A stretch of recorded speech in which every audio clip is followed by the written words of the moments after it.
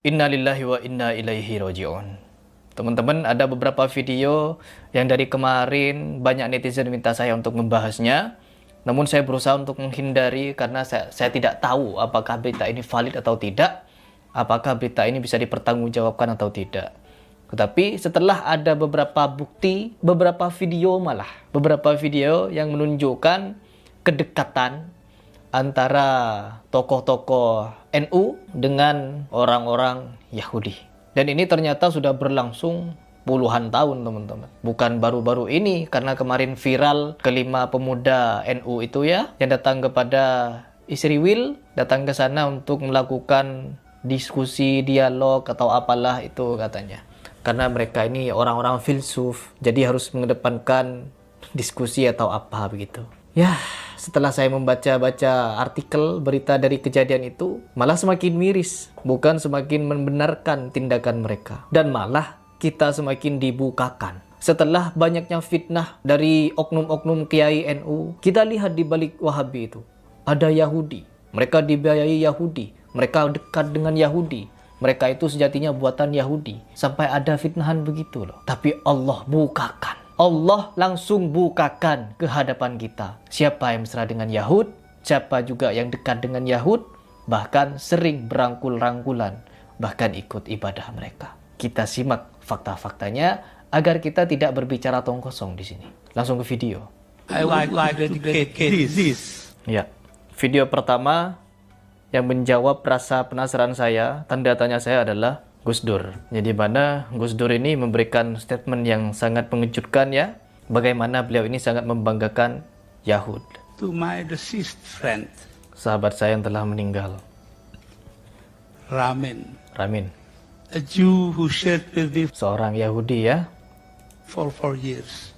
The Kabbalah, the Talmud and everything. I will work ceaselessly until Hingga Israel diakui oleh Republik Indonesia. Tokoh NU. Israel was acknowledged by the Republic of Indonesia. This is important Kenapa sangat penting? Kenapa? because if we are like to be an honest people, dedicated to openness, then we have to acknowledge Mengakui Israel. Israel. There is no other way. There is no other way. Tidak ada jalan lain. Harus mengakui Israel. Hapus Palestina. I know this will make the current fundamentalist in Indonesia very angry. Karena kan ketika Indonesia ini resmi merdeka, ada statement di Undang-Undang Dasar Republik Indonesia, yaitu segala bentuk penjajahan di muka bumi harus dihapuskan. Tapi yang terjadi di Palestina apa? Masih penjajahan. Maybe other people also. Ya. There is no other way to say it. Ya. Because if we are not frank, we are not honest to ourselves. Waduh, kita tidak jujur pada diri sendiri katanya. This is very important. Wow, ini sangat penting ya. Jadi sangat penting untuk diketahui umat, sampai-sampai direkod dan disebarkan. Agar apa? Gus Dur ini kan dianggap sebagai wali, dianggap sebagai tokoh juga. Jadi orang yang mengakui dia wali ya pasti ikut lah. Dan ini bukan satu-satunya teman-teman. Ketika kemarin siapa itu? Salah satu tokoh PBNU itu ya, dia mengaku hanya sebatas pribadi datang ke sana. Tetapi dalam fakta yang kita lihat, dia tidak pribadi, rombongan ya, rombongan. Bahkan diakui oleh Presiden Isri Will bahwa dia sebagai perwakilan NU. Fakta dan perkataan tidak sama ya ternyata ya. Kita lihat satu video yang sungguh membuat kita pilu teman-teman. Di mana dia ikut salah satu seremoni atau apalah itu. Gak jauh berbeda dengan Panji Gumilang. Hafinu salam alaihim begini-begini. Apa itu? Coba kita simak. Ketua PBNU tahun 2018 tengah mengikuti qaulukum, ibadah pada kitab Talmud Yahud.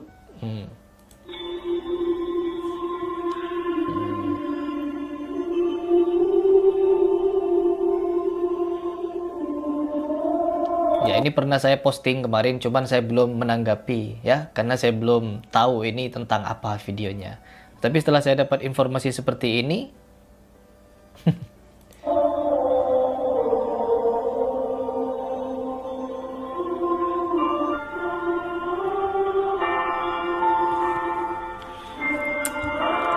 Memang betul ya, bahwa orang Nasoro dan Yahudi ini tidak akan pernah senang sampai kita ikut dengan mereka.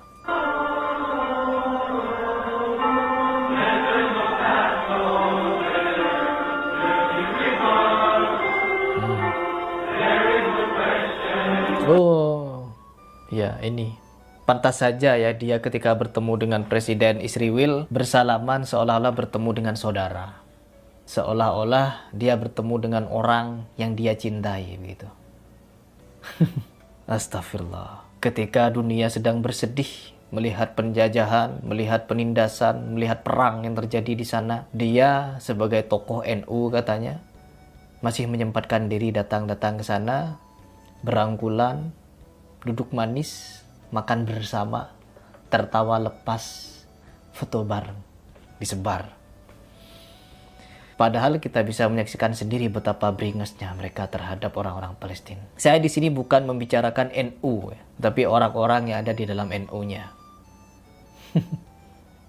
Lihat, apa yang kalian dapat dari video ini? Apa yang kalian tangkap? Haruskah kita diam? Ya, haruskah kita diam? Melihat fenomena seperti ini, apakah kita hanya akan menyaksikannya saja? Melihat dari kejauhan, lalu menganggap ini biasa saja? Sudah terlihat jelas fitnah yang disampaikan oleh oknum-oknum kiai dari NU untuk menjatuhkan dan menyerang Salafi, bahwa mereka itu katanya disokong oleh orang-orang Yahud. Tapi apa? Bisa kita lihat sendiri bahwa oknum-oknum dari kalianlah kebanyakan yang bermesraan dengan mereka. Gak perlu dilanjutkan ya teman-teman. Hanya bikin sakit hati.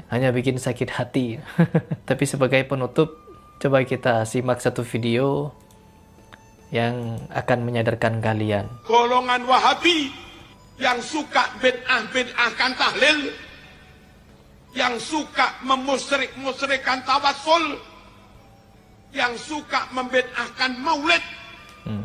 Golongan Wahabi itu difasilitasi, didukung pendiriannya oleh para musuh Islam dari agama Yahudi. Pendiri Wahabi yang bernama Muhammad bin Abdul Wahhab.